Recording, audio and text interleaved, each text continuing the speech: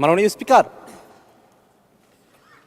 আপনার মাধ্যমে আজকে সংসদে যিনি সংসদ নেতা আছেন, আমাদের প্রধানমন্ত্রী, যারা সরকার দলের মন্ত্রীরা আছেন, সদস্য আছেন, এবং আমরা যারা বিরোধী দলের পক্ষ থেকে আজকে এই মুলতবি প্রস্তাবের জন্য আমরা দাঁড়িয়েছি, সকলের কাছে বিনীত কণ্ঠে কয়েকটি কথা আমি বলতে চাই। আমরা কোন প্রেক্ষাপটের মধ্য দিয়ে আজকের এই সংসদে এসেছি আমরা সকলেই সেটা জানি। সেই প্রেক্ষাপট যখন বাংলাদেশে সংগঠিত হলো, তারপরে 5 আগস্ট থেকে নিয়ে 8 আগস্ট পর্যন্ত বাংলাদেশে কোনো সরকার ছিল না। সেই সময়টাতে বাংলাদেশের সংবিধান কতটুকু কার্যকর ছিল সেই ব্যাপারে কি আমরা খোঁজখবরটা রেখেছি? মাননীয় স্পিকার, আমরা একটা জিনিস স্পষ্ট করে বলতে চাই, আমাদের এখানে বর্তমানে যিনি আইনমন্ত্রী আছেন, তিনি যে তখন অ্যাটর্নি জেনারেল হিসেবে নিয়োগ পেলেন, কোন সংবিধানের বদৌলতে তিনি অ্যাটর্নি জেনারেল হিসেবে নিয়োগ পেলেন, সে প্রশ্নটা কি আমরা ভুলে গিয়েছি? মাননীয় স্পিকার, যে অন্তর্বর্তীকালীন সরকার শপথ গ্রহণ করেছে, সে অন্তর্বর্তীকালীন সরকার বাংলাদেশের সংবিধানের কোথাও এর কোনো বর্ণনা নেই। যে সরকার, আগের সরকার, তারা যে পদত্যাগ করেছে, সেই পদত্যাগের ফর্মুলা কি? সংসদ যে ভেঙে দেওয়া হলো 6 তারিখে, সেই সংসদ ভেঙে দেওয়ার ফর্মুলাটা কি সংবিধানে বর্ণনা করা ছিল?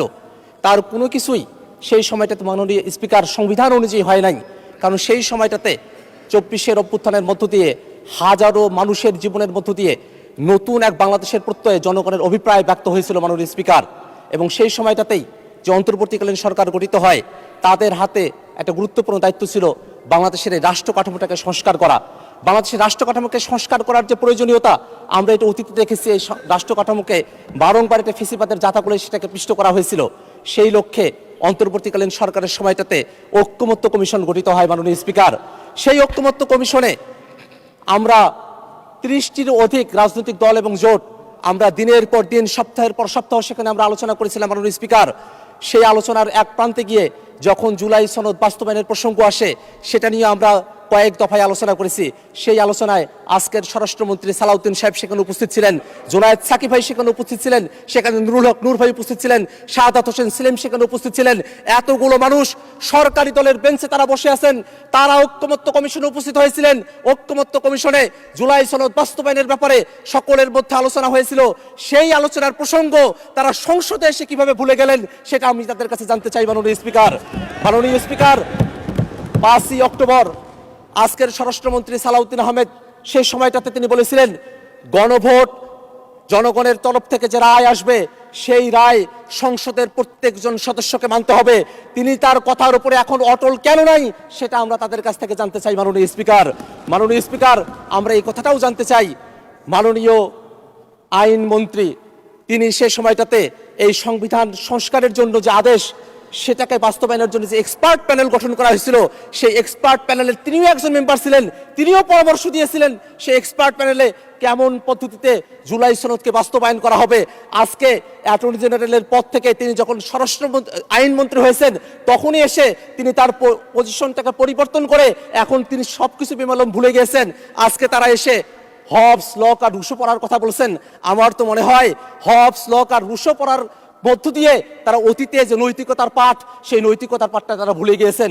যদি নৈতিকতার পাঠ তাদের থাকতো, তাহলে এতগুলো জনগণের সামনে জনাব তারেক রহমান আমাদের প্রধানমন্ত্রী, তিনি 30শে জানুয়ারি রংপুরে আবু সাইদের জন্মভূমিতে দাঁড়িয়ে তিনি বলেছিলেন, দয়া করে গণভোটে হ্যাঁ দিন।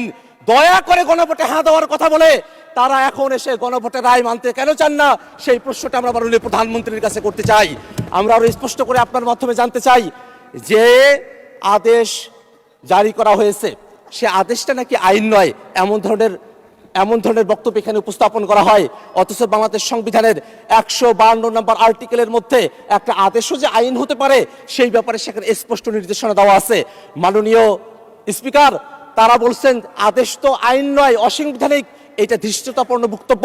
জনগণ যেখানে গণভোটের মধ্য দিয়ে এই আদেশের পক্ষে রায় দিয়েছে, সেখানে জনগণের রায়কে অসাংবিধানিক বলা এই সংসদকে কলঙ্কিত করে মাননীয় স্পিকার। আমরা স্পষ্ট করে আরেকটা জিনিস আপনাকে বলতে চাই মাননীয় স্পিকার, যে অধ্যাদেশ জারি করা হয়েছে, সে অধ্যাদেশের ব্যাপার নিয়ে একটা আলাপ এখানে উঠেছে, যে সে অধ্যাদেশটা কি এই সংসদে সেটাকে অ্যাপ্রুভ করা হবে কি হবে না।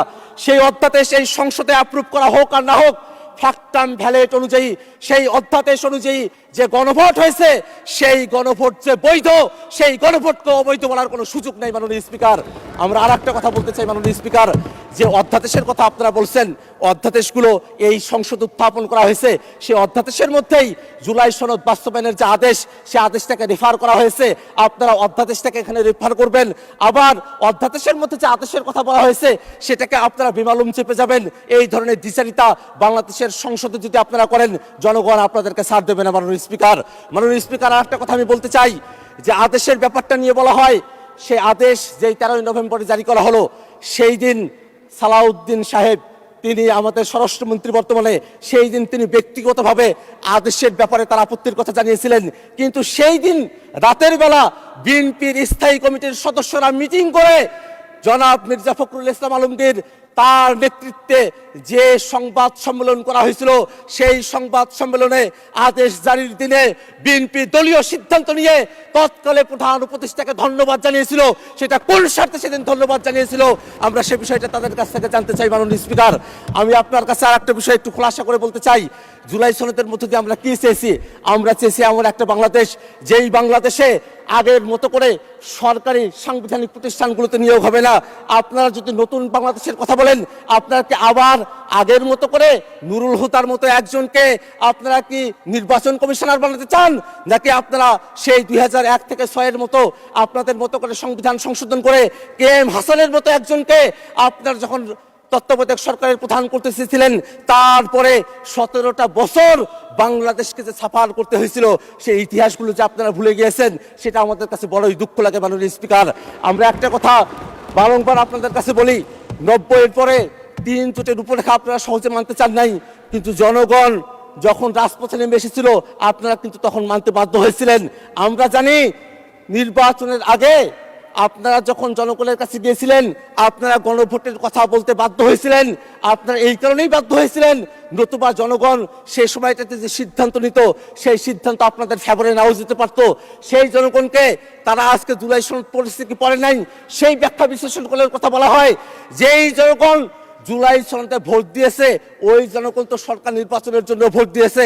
তাহলে আপনাদের ম্যানিফেস্টো থেকে কয়জন ভোট দিয়েছে, সেই প্রশ্নটা আমরা করতে চাই মাননীয় স্পিকার। আপনাদের কাছে একটাই মাত্র চাওয়া, এটাতে আইনগত কোনো বাধ্যবাধকতার জায়গা নেই। বিএনপির সদিচ্ছার বিষয়, সরকার দলের সদিচ্ছার বিষয়, তারা 2/3 মেজরিটি পেয়েছেন।